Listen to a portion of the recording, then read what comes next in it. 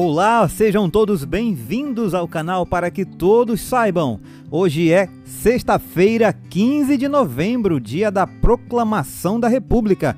É feriado nacional. Só não esqueça que a nossa pátria não é aqui. E hoje é dia de recapitulação. Vamos orar para iniciar a nossa revisão. Querido Deus, ao encerrarmos essa semana de estudos, nós agradecemos por cada ensinamento que o Senhor nos revelou. Que essas verdades permaneçam vivas em nossos corações e moldem as nossas ações, Senhor.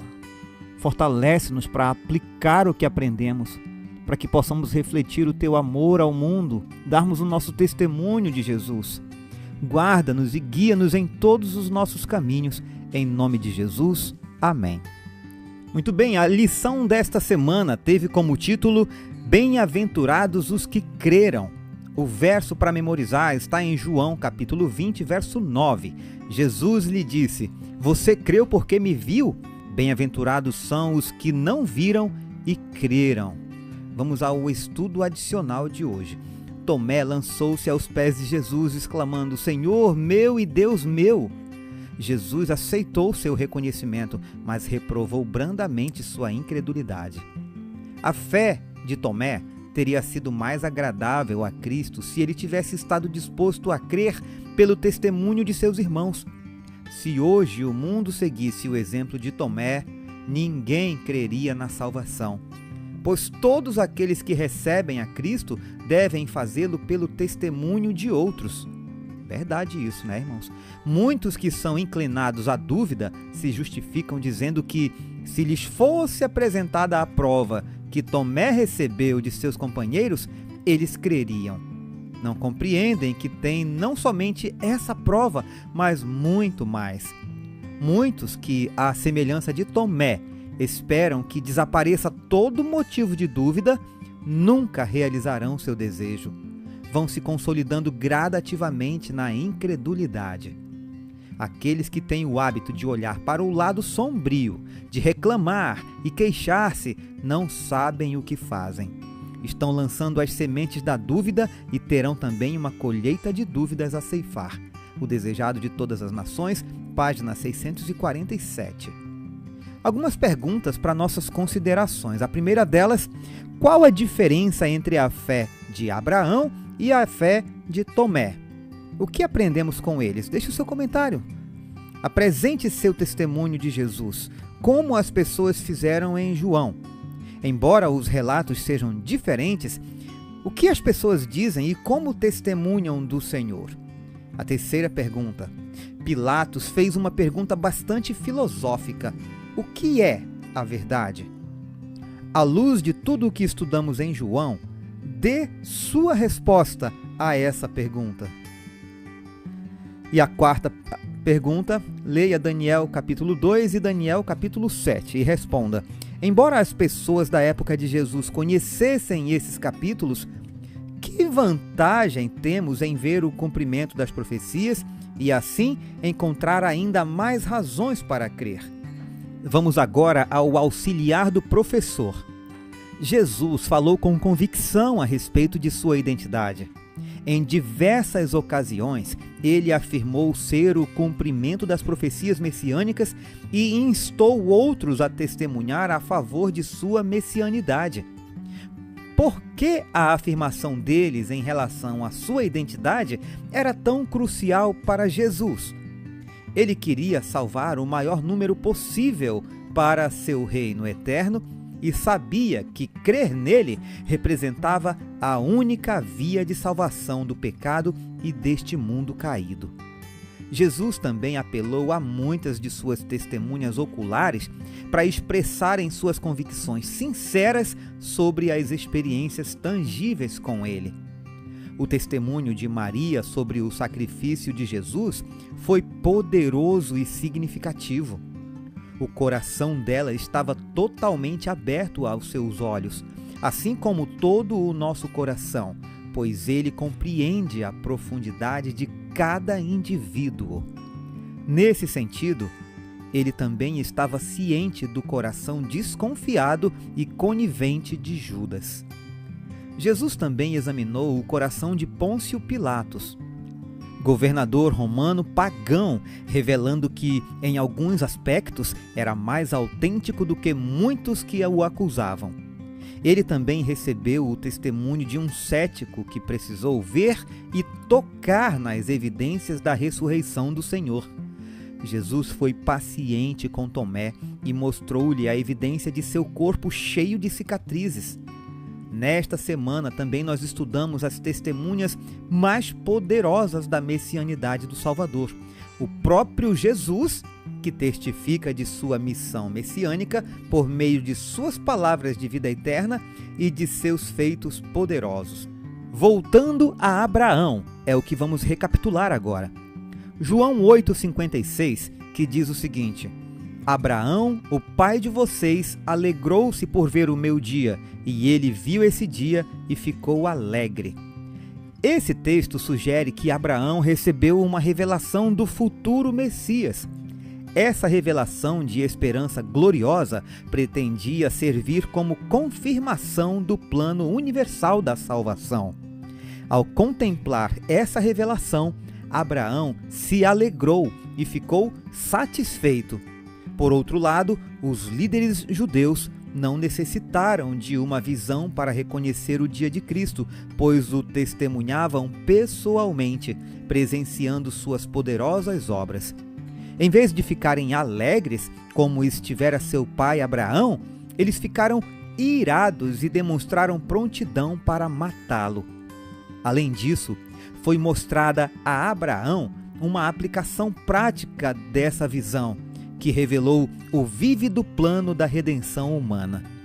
Abraão serviu como tipo de Deus Pai e Isaque como tipo de Jesus, o único Filho de Deus. A lenha para o sacrifício foi carregada nas costas de Isaque até o altar, assim como Cristo carregou a cruz de madeira até o altar do Calvário. Tanto Isaque quanto Jesus, sem qualquer objeção, estavam dispostos a ser o sacrifício. É difícil acreditar que um jovem robusto como Isaque, no auge da juventude, seria tão obediente, mesmo diante da morte. A incrível fé, mas dolorosa relutância de Abraão em sacrificar seu único filho, o filho da promessa, tipificou a disposição do Pai em deixar Jesus morrer pela humanidade. A principal diferença entre Jesus e Isaque é que um substituto foi oferecido em lugar de Isaque, enquanto nada foi providenciado em lugar de Jesus. O sacrifício de Cristo se destina a ser oferecido em substituição à nossa morte. Ao derramar seu sangue, Jesus ofereceu sua vida e justiça exclusivas para a nossa redenção, uma dádiva que ninguém mais possuía. Vamos recapitular agora o testemunho de Maria. Na festa, na casa de Simão, o fariseu, Jesus foi o convidado de honra, juntamente com Lázaro, a quem ele acabara de ressuscitar. Maria, por outro lado, não era convidada de honra. Simão e Maria são exemplos contrastantes. Embora Jesus houvesse restaurado Simão da lepra física, ele ainda não tinha permitido que Jesus o libertasse da lepra das escolhas pecaminosas. Por outro lado, Maria entregou-se completamente a Jesus, permitindo que ele a purificasse da lepra de seu passado pecaminoso. Simão se sentiu obrigado, de acordo com o costume judaico, a honrar Jesus por curá-lo. E assim o convidou por puro senso de dever. Maria demonstrava total comprometimento com Jesus e devoção a ele, espalhando a fragrância do seu amor por toda a casa. Durante a festa, ela ungiu o corpo do Cristo, o Cordeiro de Deus, que em breve seria sacrificado, representando o sacrifício vicário enviado para redimir a humanidade pecadora. Jesus defendeu Maria quando ela se tornou o foco da atenção. Apoiado pelos discípulos, Judas orquestrou um ataque verbal contra ela por ungir Jesus. Jesus elogiou a devoção de Maria como algo extraordinário, pois ela havia feito o que estava ao seu alcance. Quando fazemos a nossa parte por amor, Jesus aceita tal esforço como a melhor oferta, pois ele conhece o coração genuíno. Quando fazemos o melhor para Jesus, ele considera isso bom. Se é bom para Jesus, deveria ser bom para nós também.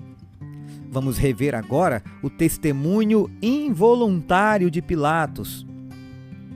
É surpreendente e irônico que um governador pagão, de certa forma, tenha se colocado ao lado de Jesus, proclamando sua inocência, enquanto o próprio povo de Jesus, a quem ele veio salvar, o rejeitasse, pedindo sua morte. Vivendo e governando em um mundo corrupto, Pilatos ansiava pela verdade, mas duvidava de sua existência. Tais dúvidas sobre a verdade persistem, especialmente nos dias atuais.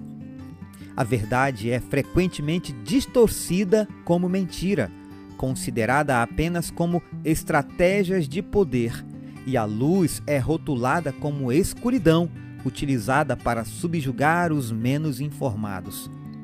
O engano está se tornando cada vez mais normalizado na sociedade. E, como Pilatos, clamamos por discernir a verdade. Portanto, o que Jesus disse a Tomé é tão verdadeiro e indispensável para os nossos tempos, quando ele disse: "Eu sou o caminho, a verdade e a vida." João 14:6. Nesses últimos dias, precisamos caminhar com Jesus, que é o caminho. À medida que caminhamos com Ele, Ele nos ensina a verdade por palavras e ações que levam à vida eterna. É fácil ficar desanimado e até desiludido quando confrontado com os acontecimentos do mundo. Portanto, devemos abraçar Jesus, que é sempre a verdade e em quem não há vestígios das trevas desta vida. Ele é constante, pois é o mesmo ontem, hoje e eternamente. Uma última reflexão. Pilatos reconhecia a inocência de Jesus e estava convencido de sua extraordinária natureza. Pilatos nunca havia testemunhado alguém como ele. Sua esposa reforçou essa convicção ao espalhar a verdade sobre Jesus e adverti-lo a não condená-lo. Pilatos proclamou a inocência de Jesus 3 vezes. Contudo, como tantos outros, Pilatos cedeu à pressão da multidão. Num momento de fraqueza, ele vacilou, comprometendo sua consciência. Ao tentar agradar a Roma e a multidão, acabou desagradando a ambos.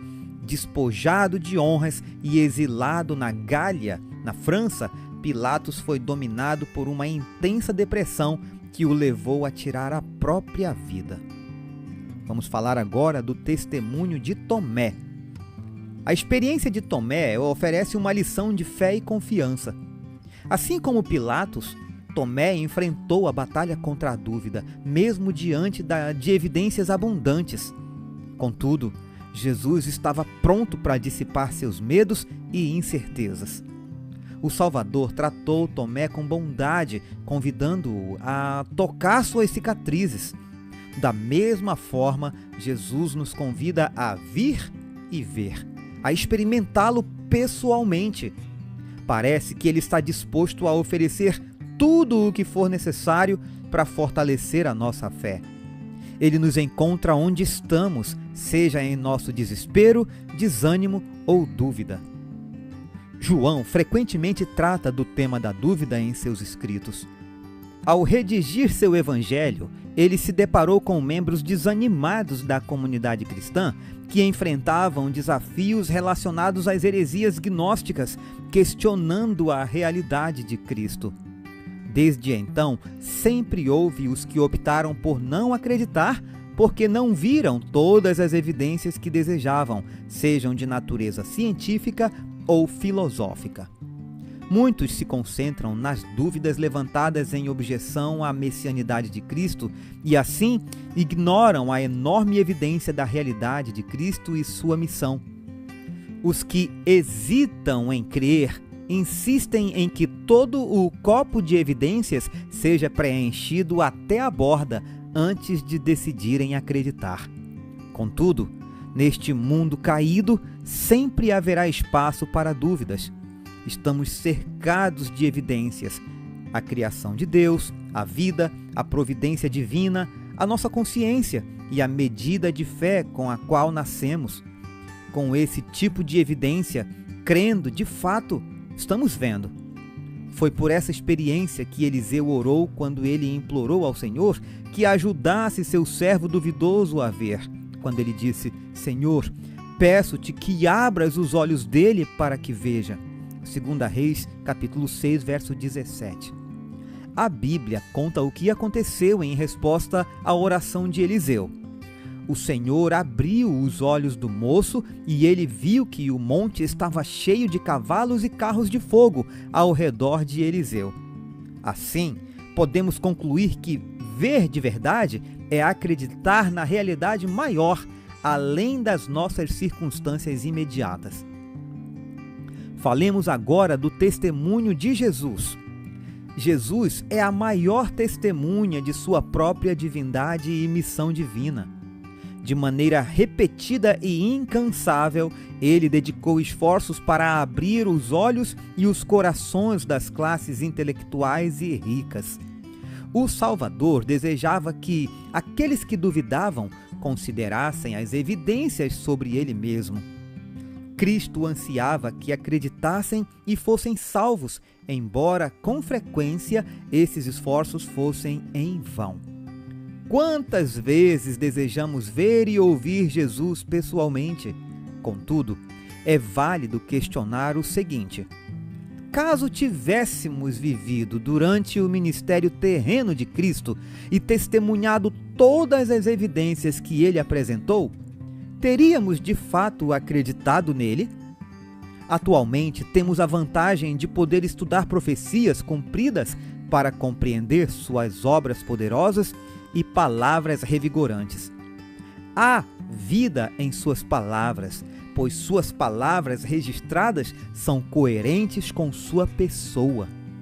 Conforme testemunhado por Pedro, Jesus detém as palavras que conduzem à vida eterna. Ele afirmou que suas palavras têm o poder de conceder vida.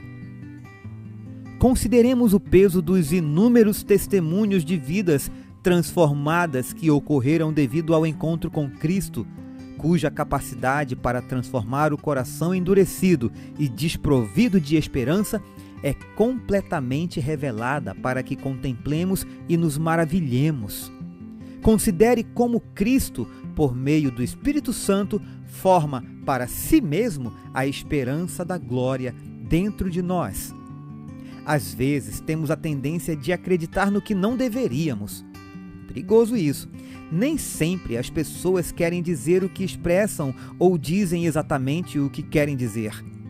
Em contraste, Jesus, a fonte da verdade, sempre comunica claramente o que deseja expressar e é sincero no que diz. Podemos confiar plenamente no que ele diz, pois o que ele diz está em harmonia com suas intenções. Irmãos, muitas lições, muitos aprendizados. Para que o nosso conteúdo não fique ainda mais prolongado, a gente vai encerrar por aqui e vamos pular aqui as perguntas da aplicação para a vida. Desde já eu desejo a você um felicíssimo e abençoado sábado. Hoje, sexta-feira, o dia da preparação. Que Deus te abençoe, um forte abraço e fiquem todos com Jesus.